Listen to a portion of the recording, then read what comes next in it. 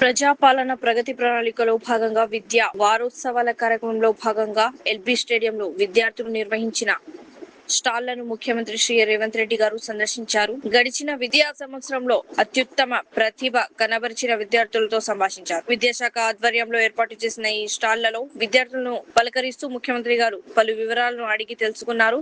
పాఠశాలలో బ్రేక్ఫాస్ట్ కార్యక్రమంలో అందించే టిఫిన్స్ ను మంత్రులతో కలిసి పరిశీలించారు. బంజారాహిల్స్ లోని మినిస్టర్ క్యాంప్ ఆఫీస్ లో ఆరోగ్య శాఖ మంత్రి దామోదర్ రాజనరసింహ గారిని డీజీపీ సివి ఆనంద్ గారు హృదయపూర్వకంగా కలిశారు. మినిస్టర్ క్వార్టర్స్ రాష్ట్ర నూతన డీజీపీగా నియమితులైన సివి ఆనంద్ గారు మినిస్టర్ క్వార్టర్స్ లో రాష్ట్ర పశుసంవర్ధక పారిశ్రామికాభివృద్ధి, మత్స్య, యువజన సర్వీసులు, క్రీడల శాఖ మంత్రి వాకిటి శ్రీహరి గారిని మర్యాదపూర్వకంగా కలిశారు. నూతన డీజీపీగా నియమితులైన సివి ఆనంద్ గారికి మంత్రి వాకిటి శ్రీహరి శుభాకాంక్షలు తెలిపారు. నల్గొండ రంగారెడ్డి జిల్లా పాల ఉత్పత్తిదారుల పరస్పర సహకార సంఘం limited national dairy development board NDDBతో త్రైపాక్షిక ఒప్పందం కుదుర్చుకుంది. 15 ఏళ్ల పాటు డైరీ అభివృద్ధి చేసే బాధ్యతను NDDB తీసుకోనుంది. ఒప్పందంలో భాగంగా మొదట పాడి రైతుల బకాయిలను చెల్లించేందుకు ₹10 కోట్ల చెల్లించనుంది. NDDB అధికారులతో తెలంగాణ రాష్ట్ర డైరీ విభాగం అధికారులు ఒప్పందాలు చేసుకున్నారు. ఈ కార్యక్రమంలో రాష్ట్ర పశుసంవర్ధక పారిశ్రామికాభివృద్ధి, మత్స్య, యువజన సర్వీసులు, క్రీడల శాఖ మంత్రి వాకిటి శ్రీహరి, ప్రభుత్వ విప్ బీర్లా ఐలయ్య, పశుసంవర్ధక dairy fisheries secretary Ilambarthi, mother dairy chairman Madhusudan Reddy, NDDB అధికారులు పాల్గొన్నారు. తెలంగాణ మహిళా కమిషన్ చైర్పర్సన్ గా నియమితులైన శ్రీమతి గద్వాల్ విజయలక్ష్మి గారికి Z news TV channel chairman Mohammed Riyaz Ahmed హృదయపూర్వక అభినందనలు తెలిపారు. తన అభినందన సందేశంలో గద్వాల్ విజయలక్ష్మి గారి నియామకం ఆమె ప్రజాసేవ, ప్రతిభ మరియు మహిళల సమస్యల పట్ల ఉన్న చిత్తశుద్ధికి నిదర్శనమని పేర్కొన్నారు. ఆమె తన బాధ్యతలను నిబద్ధతతో, నిజాయితీతో నిర్వహిస్తూ రాష్ట్ర వ్యాప్తంగా మహిళల రక్షణ, న్యాయం మరియు సాధికారత కోసం సమర్థవంతంగా పనిచేస్తారని ఆశాభావం వ్యక్తం చేశారు. మొహమ్మద్ రియాజ్ అహ్మద్ గారు గద్వాల్ విజయలక్ష్మి గారి విజయవంతమైన పదవీ కాలం కోసం శుభాకాంక్షలు తెలియజేస్తూ ప్రత్యేక ప్రార్థనలు చేశారు. అలాగే తన సోషల్ మీడియా వేదికల్లో ఆమె ఫైల్ ఫోటోను షేర్ చేశారు. నిలోఫర్ లో అంతర్జాతీయ నర్సుల దినోత్సవం నిర్వహణ. హైదరాబాద్ నిలోఫర్ హాస్పిటల్లో అంతర్జాతీయ నర్సుల దినోత్సవాన్ని ఘనంగా నిర్వహించారు. కార్యక్రమానికి హైదరాబాద్ ఇన్ఛార్జి మంత్రి పొన్నం ప్రభాకర్ ముఖ్య అతిథిగా హాజరై నర్సులను సత్కరించారు. ఈ సందర్భంగా మంత్రి మాట్లాడుతూ ప్రజల ఆరోగ్య పరిరక్షణలో నర్సులు కీలక పాత్ర పోషిస్తున్నారని కొనియాడారు. కరోనా సమయంలో ప్రాణాలను సైతం లెక్క చేయకుండా సేవలందించిన నర్సుల సేవలు చిరస్మరణీయమన్నారు. నిలోఫర్ హాస్పిటల్లో ప్రతిరోజు భారీ సంఖ్యలో రోగులకు సేవలు అందుతున్నాయని, వైద్య సేవల్లో నర్సుల అంకితభావం అభినందనీయమని తెలిపారు. కార్యక్రమంలో రాజ్యసభ సభ్యుడు అనిల్ కుమార్ యాదవ్, జిల్లా కలెక్టర్ ప్రియాంక ఆలా తదితరులు పాల్గొన్నారు. ప్రపంచ నర్సుల దినోత్సవ శుభాకాంక్షలు. 1820లో మరి ఫ్లోరెన్స్ నైటింగేల్ గారి జన్మదినాన్ని మనం అంతా కూడా ప్రపంచమంతా నర్సుల దినోత్సవంగా జరుపుకుంటా ఉన్నాం. ఈ సందర్భంలో మీ అందరితో కలిసి ఈ వేడుక నిర్వహించుకోవడం ద్వారా, మిమ్మల్ని సన్మానించుకోవడం ద్వారా ఈ వృత్తిలో ఏ విధమైనటువంటి గౌరవంతో మీరు అనుభూతి పొందేటువంటి ఉద్దేశంతో మేము ఇక్కడికి అందరూ కూడా రావడం జరిగింది. ఇది ఒక పవిత్రమైనటువంటి సేవ.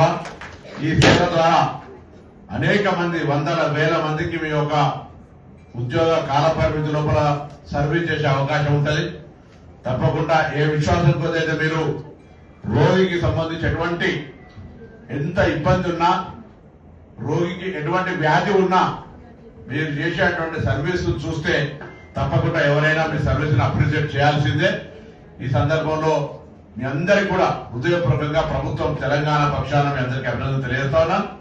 ఈరోజు ముఖ్యంగా ఈ హాస్పిటల్ ఒక ఎగ్జాంపుల్ ఉదాహరణ తీసుకుంటే, చిన్న పిల్లలకు సంబంధించి దాదాపు రోజుగా 1500 నుంచి 2000 మంది ఇన్పేషెంట్ వస్తూ ఉంటారు. దాని తర్వాత 1300 నుంచి 1500 దాకా ఇన్పేషెంట్స్ బెడ్స్ ఉన్నాయి. ఇన్ఫ్రాస్ట్రక్చర్ ఉంది, ఇంకా ప్లేస్ కొంత సరిపోవడం లేదు కావచ్చు. ఇది ఎప్పుడో ఎస్టాబ్లిష్ అయినటువంటి హాస్పిటల్.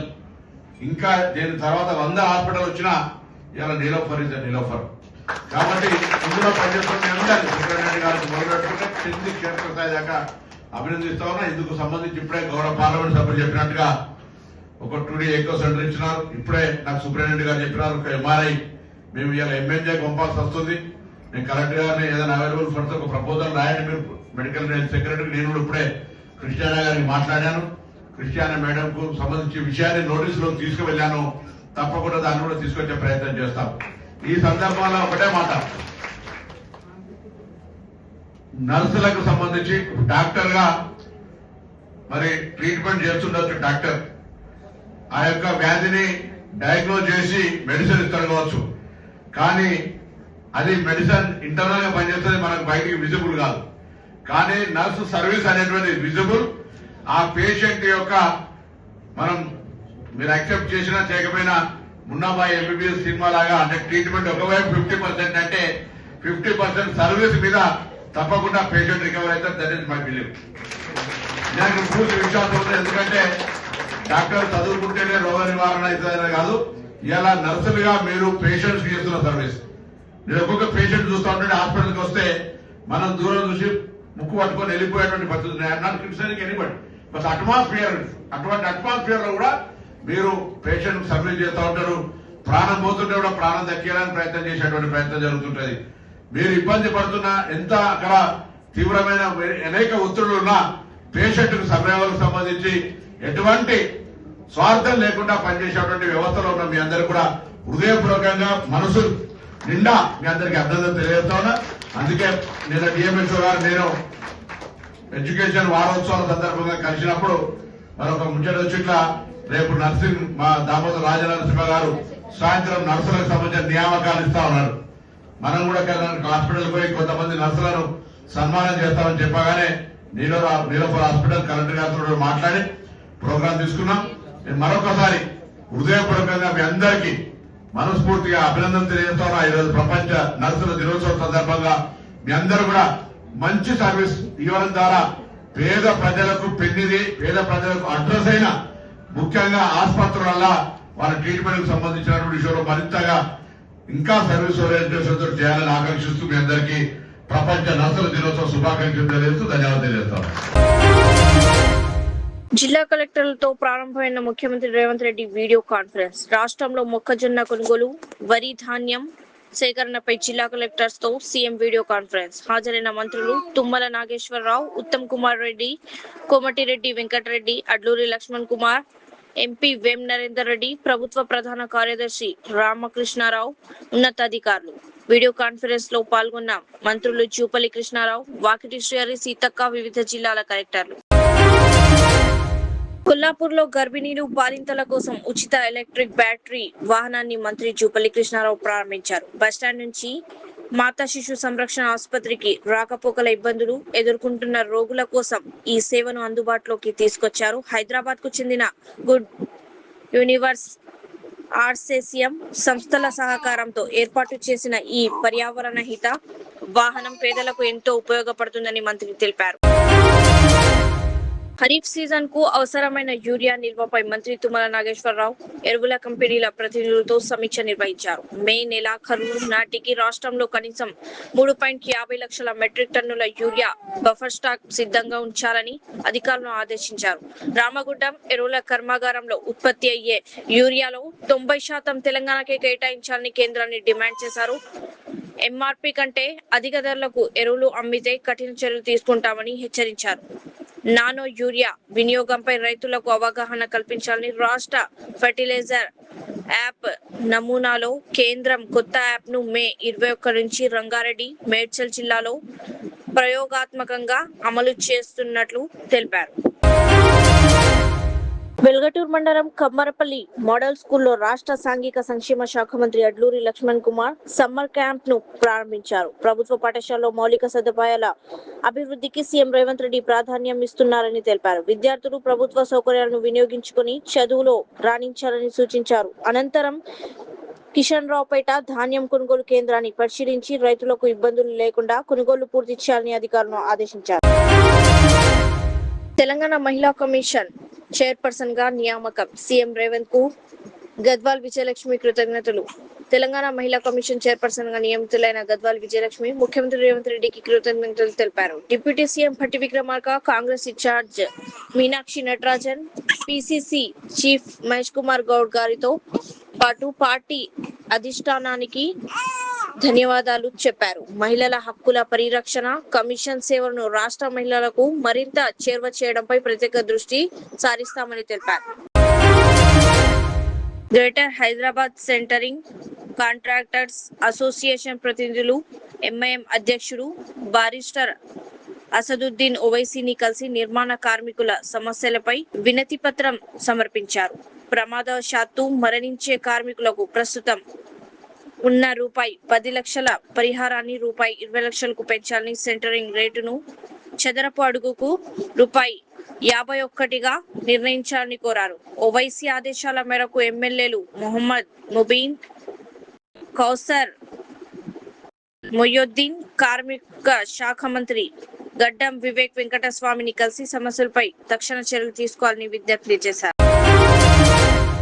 జిల్లా ప్రభుత్వ ఆసుపత్రి, మెడికల్ కళాశాలలో నెలకొన్న తాగునీటి సమస్యలను అత్యవసరంగా పరిష్కరించాలని జిల్లా కలెక్టర్ సిహెచ్ ప్రియాంక అధికారులను ఆదేశించారు. కలెక్టరేట్ లో మెడికల్ కళాశాల ప్రిన్సిపల్ హెచ్ఓడీలతో నిర్వహించిన సమీక్ష సమావేశంలో ఆసుపత్రికి ప్రస్తుతం అందుతున్న మిషన్ భగీరథ నీటి సరఫరాను మరింత పెంచాలని సూచించారు. ఆసుపత్రిలో రోగులు, సిబ్బందికి ఎలాంటి ఇబ్బందులు కలగకుండా చర్యలు తీసుకోవాలని పేర్కొన్నారు. 4-5 రోజుల్లో అదనపు నీటి సరఫరా అందుబాటులోకి తీసుకొస్తామని మిషన్ భగీరథ అధికారులు కలెక్టర్ కు తెలిపారు. సమావేశంలో medical college principal Sampath Kumar, జిల్లా ఆసుపత్రి హెచ్ఓడి శ్రీనివాసులు పాల్గొన్నారు. వనపర్తి జిల్లాలో ధాన్యం కొనుగోలు పారదర్శకంగా నిర్వహించాలని మంత్రి జూపల్లి కృష్ణారావు అధికారులకు ఆదేశించారు. కొనుగోలు కేంద్రాల్లోనే నాణ్యత పరిశీలన, తూకం పూర్తి చేసి రైతులకు వెంటనే రసీదులు ఇవ్వాలని సూచించారు. మిల్లుల వద్ద తరుగు పేరుతో రైతులను ఇబ్బంది పెడితే కఠిన చర్యలు తప్పవని హెచ్చరించారు. యాసంగి సీజన్లో జిల్లాల్లో 3 లక్షల మెట్రిక్ టన్నుల ధాన్యం వచ్చే అవకాశం ఉందని, ఇప్పటి వరకు 1.20 లక్షల మెట్రిక్ టన్నులు కొనుగోలు కేంద్రాలకు చేరినట్లు అధికారులు తెలిపారు. అలాగే ఆ మార్కెట్లో కొనుగోలు చేసేటువంటి మహిళా సంఘాల వాళ్ళు, అలాగే ప్రైమరీ అగ్రికల్చరల్ సొసైటీ అధికారులు, అలాగే ట్రాన్స్పోర్ట్ కాంట్రాక్టర్స్, అలాగే మిల్లర్స్ అందరినీ సమీక్ష రైతులు ధాన్యం తెచ్చినప్పుడు అక్కడే తూకం చేసిన తర్వాత అక్కడే రసీదు ఇవ్వాలి. ఒకసారి తూకం చేసినట్టు రసీదు ఇచ్చిన తర్వాతనే ట్రాన్స్పోర్ట్ ఆ రసీదు ఇవ్వకుండా బయటకు వస్తుంది. రెండవది, ఎక్కడ కూడా ఏదున్నా ఆ గ్రామంలో కొనుగోలు కాడనే నిర్ణయం జరగాలి తప్ప ఆ కొనుగోలు జరుగుతుందా రసీదు ఇవ్వకుండా ఆ రైస్ జరుగుతుందా 4 కిలోలు తగ్గింది, 6 కిలోలు తగ్గింది అది బేరసారాలకు కుదరదు. ఖచ్చితంగా అక్కడే చేసేటప్పుడు అలాగే దీన్ని ఆసరాగా చేసుకొని ట్రాన్స్పోర్ట్ బిల్లర్స్ 1 రోజు 2 రోజులు అన్లోడ్ చేయకుండా వాళ్ళు చెప్పిన డిమాండ్లను తగ్గించడానికి ఇవన్నీ కథలు అవకాశం కూడా. అంటే ప్రతి అంశం పట్ల లోతుగా ప్రతి సబ్జెక్టు పట్ల సమీక్ష చేసి రైతులకు న్యాయం జరగాలి. ఈ కొనుగోలు ఎక్కడ కూడా వాళ్ళ దోపిడీకి ఎక్కడ కూడా గురి కావద్దని స్పష్టంగా వాళ్ళ పండించబడ్డ ధర స్పష్టంగా వాళ్ళ ప్రాధాన్యత మాట్లాడడం జరిగింది. సరే, కొంత గోదాంలో కొత్త ఉంది, అలాగే అమ్మాయిల కొత్త ఉంది. ఎందుకంటే అమ్మాయిల నుండి అది ఎక్కడి నుంచి బీహార్కి రావాల్సి వస్తుంది. ఇక్కడ వాళ్ళు మరి ఆ పని లైసెన్స్ వాళ్ళు వచ్చి అన్లోడ్ చేస్తాం. కొంత అమ్మాయిల కొత్త ఉంది, పోవడం పోతుంది. దాన్ని అధిగమించడం కోసం ఎక్స్ట్రా రకరకాల మార్గాలు అందిస్తున్నాము. మొత్తంపైన రైతులకు ఇబ్బంది లేకుండా ఈ యొక్క మద్దతును అందించడం ఏర్పాటు చేస్తాము. ఇన్ని ఇబ్బందులున్నా, ఇన్ని అప్పులున్నా కూడా ఈరోజున మళ్ళీ ప్రభుత్వం గ్యారెంటీ తీసుకొని మళ్ళీ కేంద్ర ప్రభుత్వం కొనుక్కపోయినా కూడా ప్రధానమంత్రి మోడీ గారు వచ్చి మాట్లాడి మాట్లాడారు. కానీ రైతులకు మద్దతు ధర ప్రకటిస్తున్నారు కానీ కొనడం లేదు. ముఖ్యంగా ఈ యొక్క రోజ్ రైస్ అంటే రెండు రకాల కొనడం లేదు. కొన్ని లక్షల మెట్రిక్ టన్నులు వస్తూ ఉంటే వాళ్ళు 1000 టన్నులు కొనడం లేదు. మన రాష్ట్రానికి సంబంధించి నాకు తెలిసి 60-70 లక్షల టన్నులు వాళ్ళది 20 రూపాయలు కొనడం లేదు. అవంతా భారం అంతా కూడా రాష్ట్రం పడుతుంది. కార్మికుల సంక్షేమమే ప్రభుత్వ లక్ష్యం. భట్టి విక్రమార్క హైదరాబాద్ లో నిర్వహించిన కనీస వేతనాల సవరణపై కేబినెట్ సబ్ కమిటీ సమావేశంలో ఉప ముఖ్యమంత్రి భట్టి విక్రమార్క పాల్గొన్నారు. కార్మికుల జీవన ప్రమాణాలు మెరుగుపరిచేలా శాస్త్రీయంగా వేతనాల సవరణ చేపడతామని తెలిపారు. పెరుగుతున్న ధరలు, జీవన వ్యయాన్ని దృష్టిలో ఉంచుకుని కనీస వేతనాలపై తుది నిర్ణయం తీసుకుంటామని చెప్పారు. దేశంలోని ఉత్తమ వేతన నమూనాలను తెలంగాణలో అమలు చేయాలని ప్రభుత్వం లక్ష్యంగా పెట్టుకున్నట్లు వెల్లడించారు.